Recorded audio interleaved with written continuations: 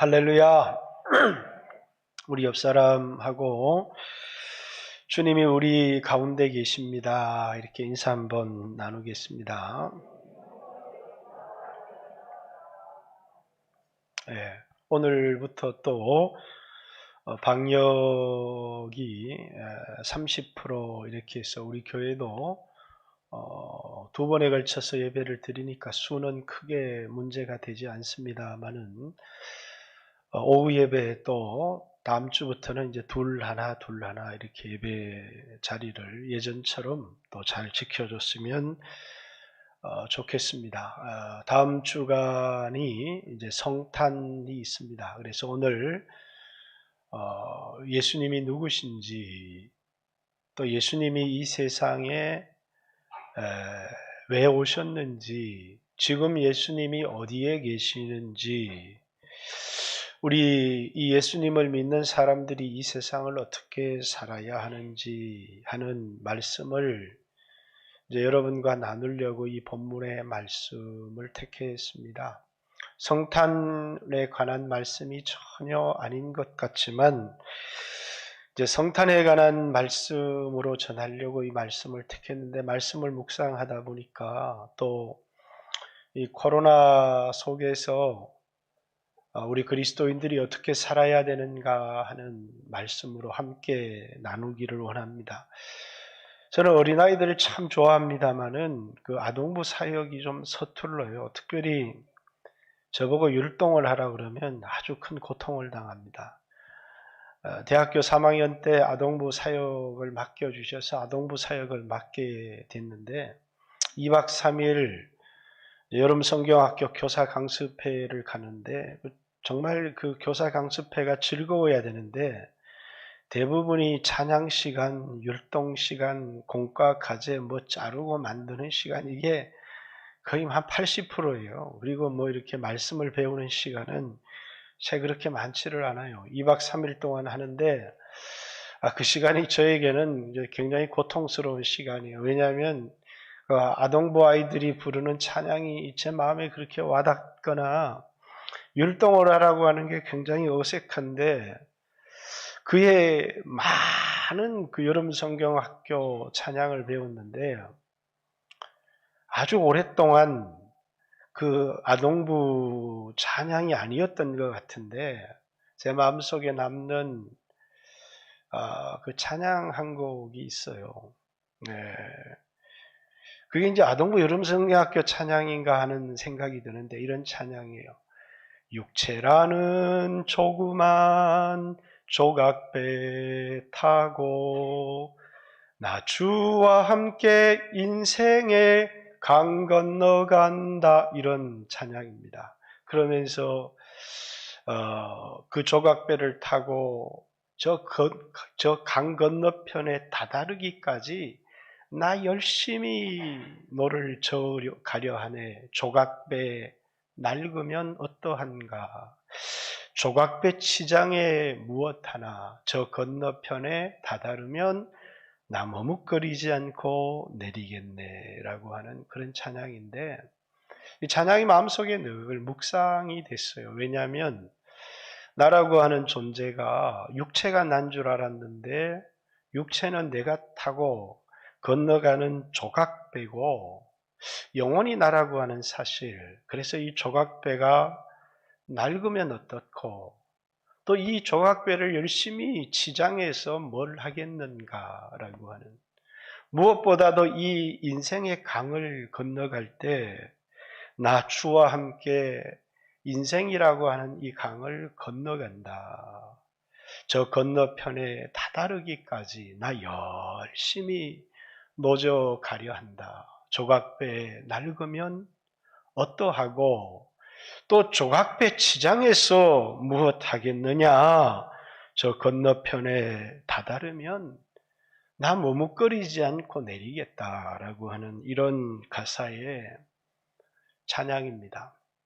근데 내가 영혼이라고 하는 것, 내 육체는 내가 타고 인생의 강을 건너가는 배와 같다는 것, 그리고 이 배에 주님이 나와 함께 가신다라고 하는 이 사실이 제 마음속에 늘 큰 위로가 되었던 것 같습니다. 아동부 여름 성경학교 노래였는데 어떻게 그렇게 내 마음에 잘 맞고 와닿는 곡이었는지 잘 모르겠습니다. 오늘 본문의 말씀도 그렇습니다. 오늘 본문의 제자들이 이제 예수님을 따랐는데 큰 풍랑을 만났어요. 그런데 이 제자들이 예수님이 누구신지, 예수님이 그 배에 함께 계시다는 사실을 망각해 버리고 지금 자기들이 만난 풍랑에 예수님이 자신들의 아무런 도움이 될 것 같은 생각이 들지 않은 거예요. 오늘 내가 건강의 어려움을 당하기도 하고, 내가 오늘 경제적인 풍파를 만나기도 하고, 내가 오늘 코로나 위기의 속에서 살아가는데 예수님이 오늘 내가 당한 이 위기와 이 풍파와 이 고난과 이 어려움 속에 예수님이 나에게 아무런 도움이 될 것 같지 않은 거예요. 그래서 자신들 나름대로 이 풍랑을 이겨보려고 몸부림쳤지만 이길 수가 없었어요. 그래서 이제 어쩔 수 없이 주무시는 예수님을 깨운 거예요. 예수님을 깨웠더니 예수님께서 이제 왜 무서워하느냐. 예수님께서 왜 이제 깨웠어? 라고 하는 깨우는 시기를 문제 삼지 않았어요. 그런데 문제를 삼는 게 뭐냐면 너 왜 그렇게 무서워해? 라고 하는 왜 이렇게 무서워하느냐 믿음이 적은 자들아. 이렇게 예수님이 그들을 이제 꾸짖으시죠. 왜? 예수님이 누구신 줄을 알았다면 그 예수님이 그들 가운데 계시다는 사실을 알았다면 그들이 예수님의 도움을 받을 수 있다는 사실을 알았다면 그들은 자신의 힘으로 해결할 수 없는 암병을 만나고 자신들의 힘으로 건너갈 수 없는 위기와 풍랑을 만나도 그렇게 두려워하지 않았어도 되는데 예수님이 왜 그렇게 무서워하느냐 이렇게 제자들을 꾸중하시는 거예요. 너 왜 그렇게 무서워해? 내가 누군 줄 알고 너 왜 그렇게 무서워하느냐? 그러면서 이제 제자들이 그 일을 통해서 저가 누구이기에 바람과 바다도 순종하는가? 이렇게 예수님이 누구신지, 예수님이 그들과 함께 있다는 사실을 망각하고 살아가는 거예요. 오늘 여러분과 저도 위기를 만날 때 내가 믿는 예수님이 누구신지, 그 예수님이 나와 함께 계시다는 사실을 망각하고 살아가고 있지는 않은지. 자, 이 얘기는 한 번 더 진행이 되어져요. 마태복음 14장으로 넘어가면 이제 예수님께서 오병이어의 기적을 행하셨어요. 제자들이 너무너무 충격을 받고 놀랐습니다. 근데 사람들이 예수님을 막 붙들어서 임금을 삼으려고 하니까 예수님이 제자들을 먼저 강 건너편으로 보내십니다. 게네사렛으로 건너가라. 그리고 예수님 산에 올라서 기도하시는데 보니까 제자들이 풍랑을 만난 겁니다. 그래서 예수님이 그걸 지켜보시고 밤 사경에 무리를 걸어서 제자들에게 왜? 예수님은 제자들, 풍랑이는 제자들을 보시고 급히 제자들에게 오시는 거예요. 그러니까 제자들이 유령이다 이렇게 두려워하는 겁니다. 예수님이 내니라고 하는 예수님이 누구신지. 예수님이 누구냐? 내다라는 말은 그냥 우리말로 내다라고 하는 말이 아니라 헬라어로 에고에이미, 구약의 여호와 하나님을 에고에이미 이렇게 얘기하는 거예요. 내니 두려워하지 마라 그랬더니 베드로가 주님이십니까? 주님이십니까? 만일 주님이 맞으신다면 나를 명하여 오라소서. 왜? 주님만이 할 수 있는 거거든요. 주님이 오라 하면 인간도 무리를 걷는 거예요. 그런 기적을. 주님이 오라 이렇게 말씀하시니까 베드로가 그 말을 의지해서 무리를 걷기 시작했습니다. 그런데 갑자기 큰 풍랑이 일어났습니다. 베드로가 주님을 바라보지 않고 풍랑을 바라보면서 무리에 빠져들어갑니다. 주여 나를 구원하소서. 예수님이 베드로의 손을 잡고 그 베드로를 물에 빠진 사람을 구원하듯이 그를 구원합니다. 그리고 예수님이 다시 꾸중하십니다. 이번에는 앞에서는 뭐라고 꾸중하셨어요? 왜 두려워했느냐? 믿음이 적은 자다. 이렇게 얘기하는데 왜 의심했느냐? 믿음이 적은 자들아. 이렇게 왜 두려워하느냐? 왜 의심하느냐? 믿음이 적은 자들아. 이렇게 제자들을 꾸중하십니다. 예수님이 베드로를 데리고 배에 들어오시니까 제자들이 그분에게 엎드려 경배하며 이렇게 고백합니다. 진실로 하나님의 아들이로소이다. 예수님이 누구신지, 예수님이 하나님의 아들이시라는 사실, 그리고 그분이 그들과 함께 있다는 사실. 근데 마가복음 6장에는 이렇게 기록이 되어져 있어요. 예수님께서 오병이어의 기적을 행하실 때 제자들이 너무너무 놀랐어요. 누가 이런 일을 행하시겠습니까? 근데 예수님이 무리를 걸어와서 그 배에 들어오는데 제자들이 그 풍랑 가운데 너무너무 두려워하는 거예요. 그들이 두려워하는 이유를 그들이 떡을 떼던 일을 잊어버리고 그들의 마음이 둔하여졌기 때문이다. 이렇게 기록하고 있습니다. 그들은 오병이어의 기적을 체험했지만 그 떡을 뗐던 그 일을 망각해버렸고 그리고 그들이 풍랑을 만났을 때 그 마음이 둔해져 있더라. 그 떡을 떼던 일을 잊어버렸기 때문이다. 이렇게 말하고 있습니다. 우리 영광교회 성도들도 또 여러분도 저도 이 땅을 살아가다가 막상 큰 일을 만나게 되면 예수님이 누구신지, 그분이 어떤 사랑으로 나를 사랑하셨는지, 그분이 왜 육체를 입고 이 땅에 오셨는지 그 사실을 우리는 망각해 버릴 때가 너무 많다는 거예요. 그리고 너무 내가 겪고 있는 이 문제 앞에 두려워 떨면서 그만 주님을 따라가기를, 믿음으로 살아가기를 포기해버리는 사람들. 그렇죠. 이 풍랑은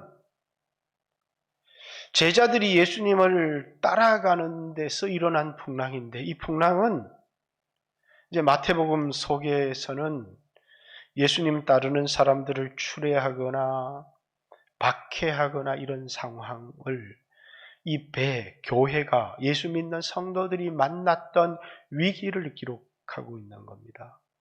그런데 예수님이 누구신 줄을 알았다면, 그 예수님이 자신들과 함께 하고 있다는 사실을 알았다면 그들은 절대로 예수님을 따라가기를 포기하지 않았을 텐데, 근데 많은 사람들이 그 풍랑 가운데 예수님 따라가기를 포기해버리는. 그렇죠. 우리는 지금 한국교회가 만난 풍랑이 우리 힘으로 극복할 수 없는 너무너무 큰 풍랑이다 이렇게 생각하지는 않습니다.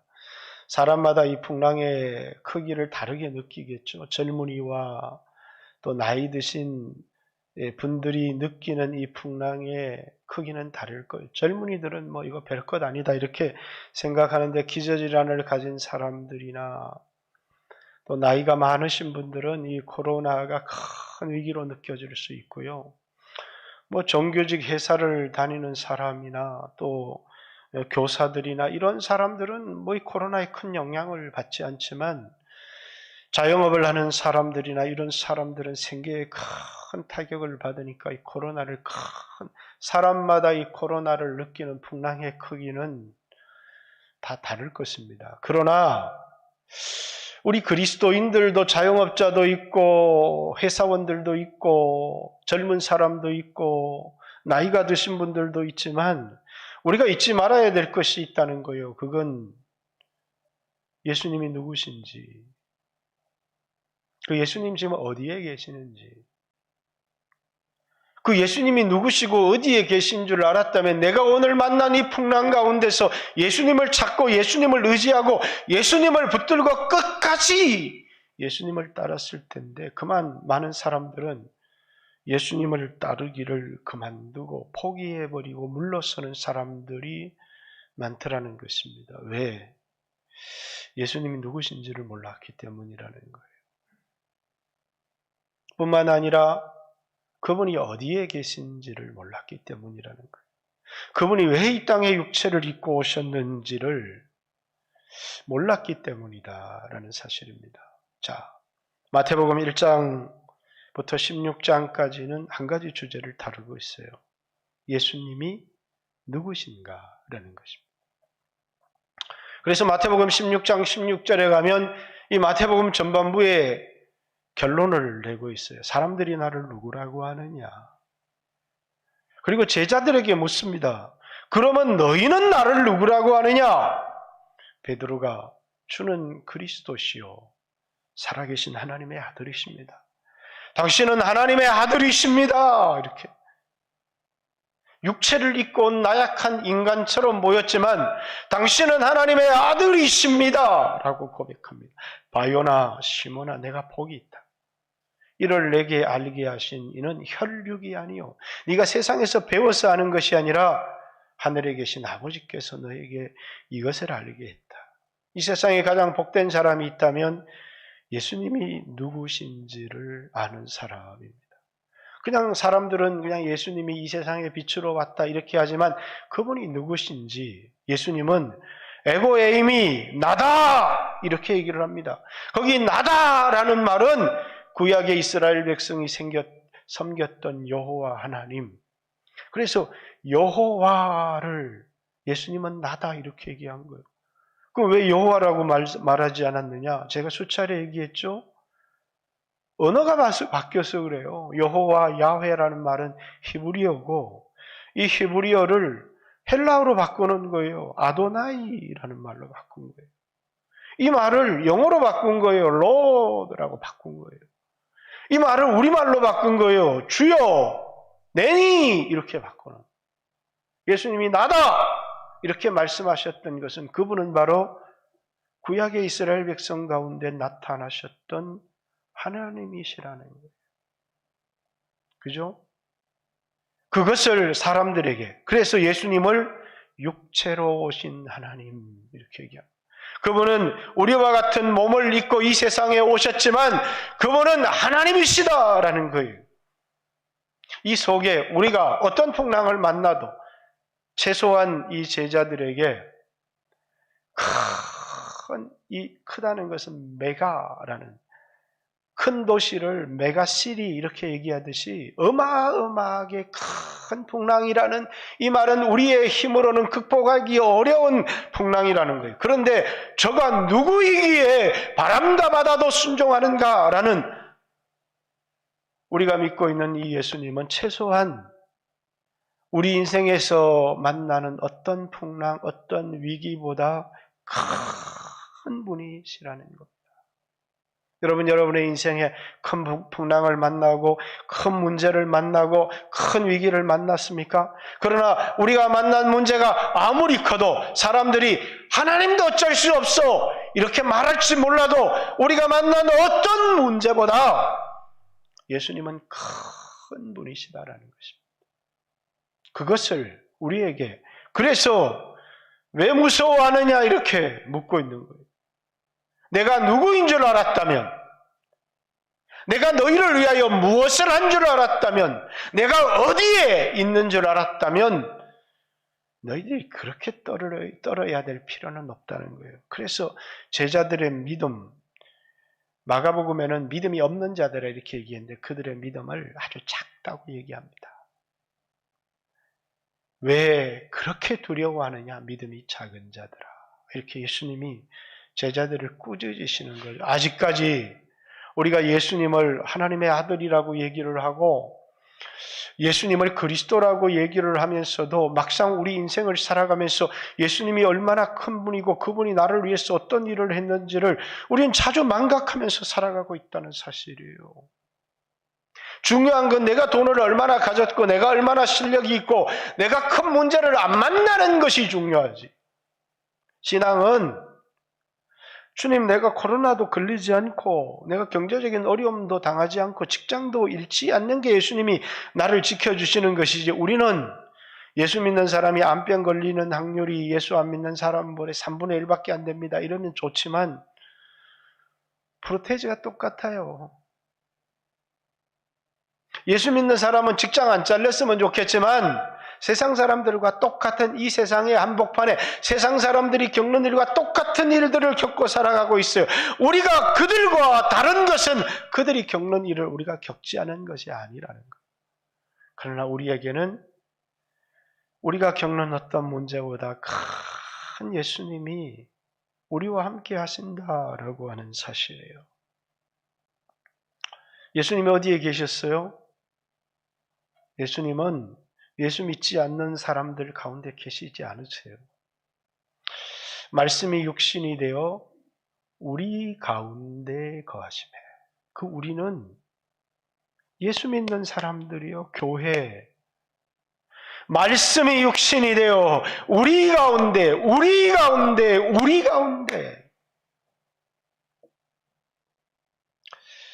요한복음 6장에 보니까 오병이어의 기적 후에 예수님을 찾으려고 사람들이 몰려들어요. 어디 가도 예수님 찾을 수가 없어요. 이 사람들이 어디 가면 예수님 만나겠다? 제자들인데 가면 예수님 만나겠네.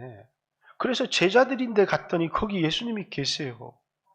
라비요, 언제 여기에 오셨습니까? 이렇게 묻는 거예요. 예수님 어디에 계세요?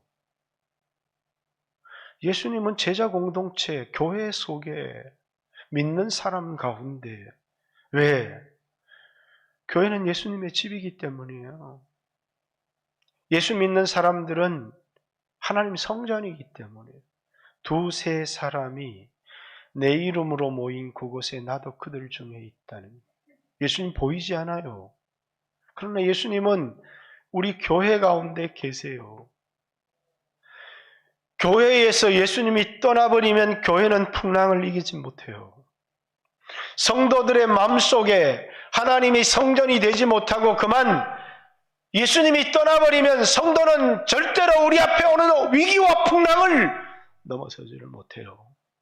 그러나 인류 역사 속에 교회를 무너뜨리려는 수없는 계계와 위기와 풍랑이 있었어요. 그러나 어떤 세력도 교회를 무너뜨리지를 못했어요.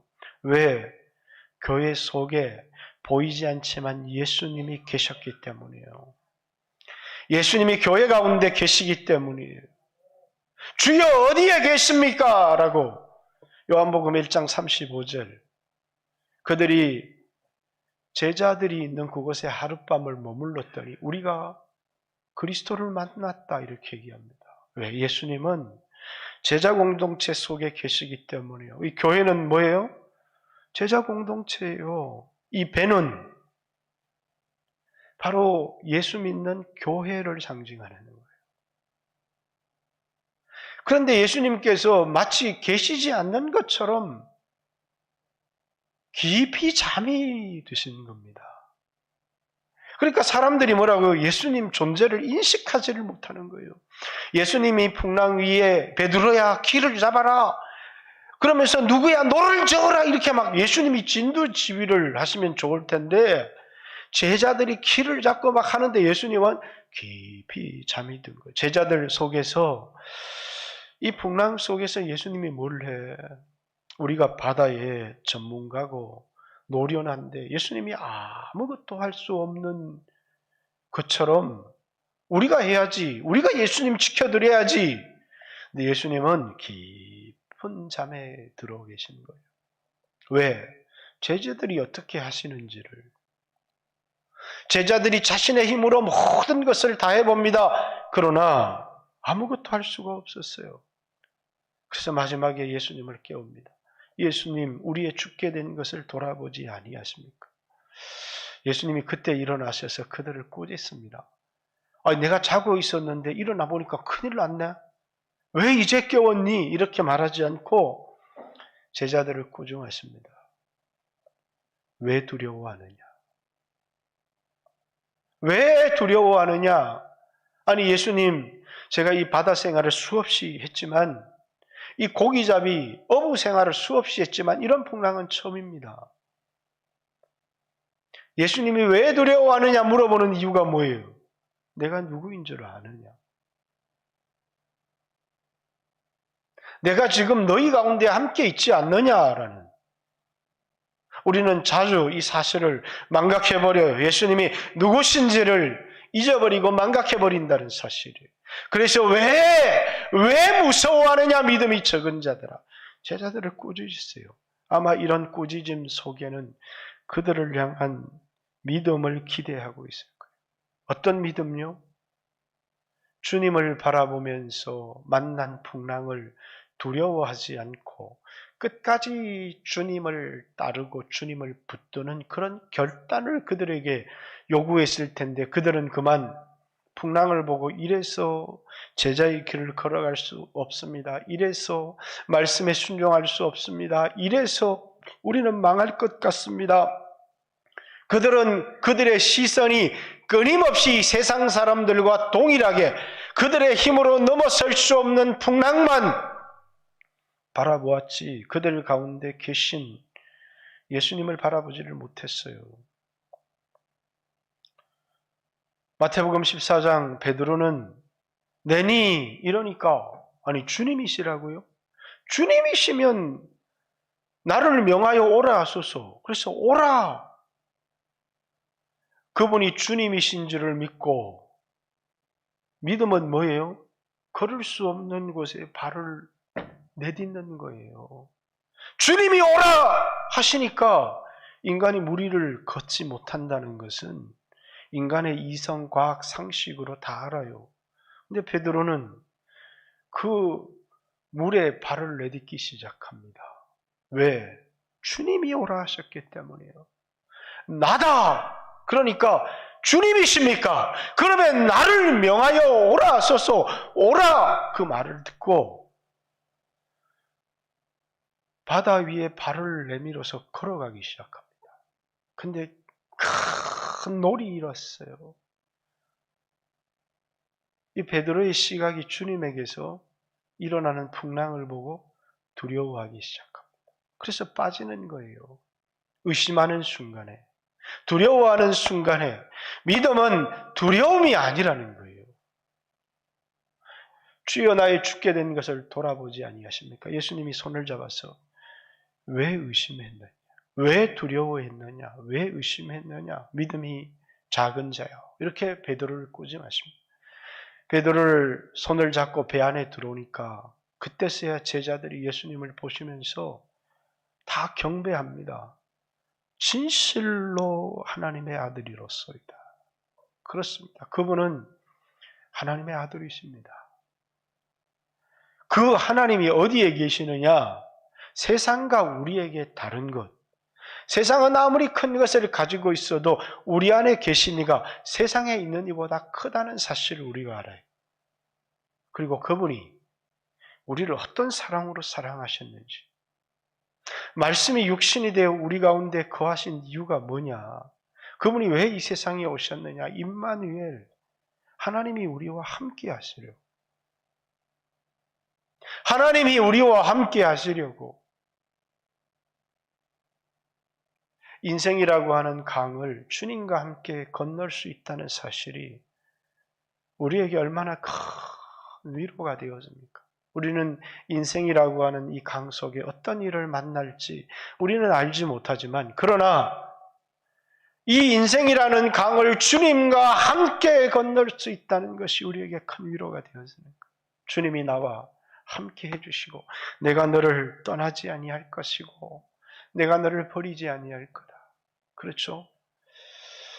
여호수아가 리더가 되었을 때 너무너무 두려웠어요. 그런데 하나님이 여호수아에게 여호수아야 두려워하지 마라. 내가 모세와 함께 있던 것처럼 내가 너와 함께 있을 거다. 마음을 강하게 하고 마음을 담대하게 하라. 왜? 내가 너와 함께 하니까. 지금 가나안 땅의 여리고 성이나 그의 그 가나안의 군대가 마치 안악자손처럼 거인 족속이라고 할지라도 너와 함께하고 있는 이스라엘 이 군대가 메뚜기처럼 보잘것없어 보여도 너는 두려워하지 말고 마음을 강하게 하고 담대하게 하라. 내가 너와 함께하겠다. 이렇게. 그것이 여호수아가 가졌던 용기 아니겠어요?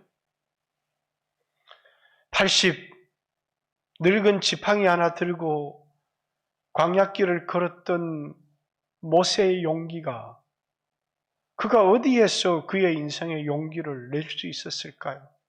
하나님이 나와 함께 하신다는 것. 그 하나님이 나를 버리지 아니하시고 하나님이 나를 보내셨고 하나님이 나를 사랑하신다는 것. 그런데 여러분, 우리 인생이 담대해질 때가 있고 우리 일생이 너무너무 두려움에 사로잡힐 때가 있어요. 그건 시선입니다. 누구를 바라보면요? 크고 두려우신 주를 바라보며 우리는 담대해집니다. 그분이 나를 위해서 인간의 몸을 입고 오셔서 나를 대신해서 죽은 사랑으로 나를 사랑하셨고 그 사랑은 세상 그 무엇도 나의 연약함에도 불구하고 그 사랑은 끊어질 수 없다는 사실을 이 주님과 나와의 관계가 내가 주님을 사랑해서 시작된 관계가 아니라 그분이 나를 사랑하셨고 끊을 수 없는 사랑의 관계가 있다는 사실을 안다면 우린 결코 그렇게 두려움의 노예가 되지 않을 거예요. 예수님이 왜 오셨어요? 죽기를 무서워함으로 일생에 매여 종노릇하는 자들을 놓아주기 위하여 오셨어요.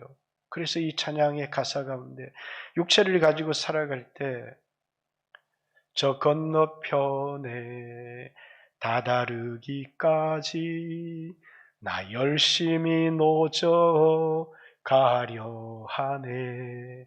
조각배 낡으면 어떠한가. 조각배 치장에 무엇 하나. 저 건너편에 다다르면 나 머뭇거리지 않고 내리겠네. 이런 찬양이에요. 그렇죠. 우리는 육체가 우리의 전부라고 한다면 우리는 두려울 수밖에 없어요. 늙는 것도 두렵습니다. 병드는 것도 두렵습니다. 그러나 우리 모두 죽어요. 언젠가 저 강 건너편에 다다르게 되고 우리는 머뭇거리지 않고 서슴없이 우리는 저 건너편에 내릴 준비가 되어져 있는 사람들. 주님과 함께 인생의 강을 건너가고 우리 인생의 강을 다 건넜을 때 우리는 조금도 머뭇거리지 않고 내릴 것입니다. 왜? 그곳에는 주님이 우리를 위해 준비해 놓은 영원한 소망의 땅이 그곳에 우리에게 있기 때문이에요. 그러나 이 세상을 살아갈 때 우리는 주님과 함께 풍랑이는 바다를 헤쳐나가야 돼요. 그런데 우리는 그 풍랑이는 바다를 헤쳐나갈 때 주님이 우리에게 요구하시는 것이 있어요. 그것이 풍랑을 바라보지 말고 너희와 함께 하시는 하나님의 아들 예수 그리스도를 바라보라는 것이. 우리가 무엇을 바라보느냐에 따라서 우리 인생의 큰 위기와 어려움과 코로나, 그래서 늘 코로나만 바라보면 별것 아닌 코로나가 이렇게 크게 보이기 시작하는 거예요. 크게 나에게 느껴지고 두려움에 사로잡히기 시작해요. 그래서 그만 주님을 따라가기를 포기해버리는 사람들이 나오는 거예요. 그러나 주님을 바라보기 시작하는 거예요. 그분이 얼마나 크신 분인지, 그분이 어떤 사랑으로 나를 사랑하셨는지. 느헤미야가 예루살렘 성을 수축하는데 그걸 짓지 못하게 하려고 주변에 이 왕들이 막 방해를 하는 겁니다. 그래서 곧 쳐들어올 것처럼 군대를 준비해서 하니까 백성들이 떨어요. 백성들이 한 손에는 무기를 잡고 한 손에는 삽을 잡고 일을 하는데 두려워요. 그들을 향해서 느헤미야가 외칩니다. 너희는 크고 두려우신 주를 바라보라. 그들이 두려움을 이길 수 있었던 것은 크고 두려우신 주를 바라보았기 때문이에요. 사랑하는 성도 여러분, 우린 크리스마스를 앞두고 있습니다. 그냥 예수님 없는 크리스마스, 산타밖에 없는 크리스마스, 행사가 중요한 게 아니에요. 우리는 이 크리스마스를 통해서 그분이 누구신지, 그분이 왜 육체를 입고 이 세상에 사람의 모양으로 나타나셨는지, 우리를 사랑하셔서 그분이 우리를 위해서 무엇을 하셨는지, 그리고 그분이 지금 어디 계시냐 그랬더니 하늘 보좌 우편에 계시죠. 그것은 인자적 그리스도, 이렇게 신학적으로. 근데 그분 어디 계세요? 내 안에. 그분 어디 계세요?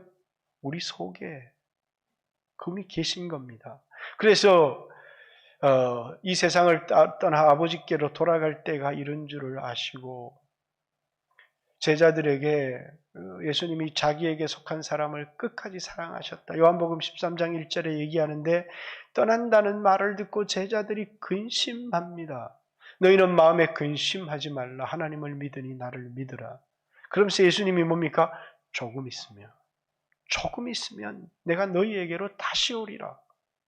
성령으로 오셔서 그들 가운데 함께 계시는 것. 세상은 성령을 알지 못하지만 너희는 아나니 그 성령이 우리 가운데, 우리 속에 거하시겠습니다.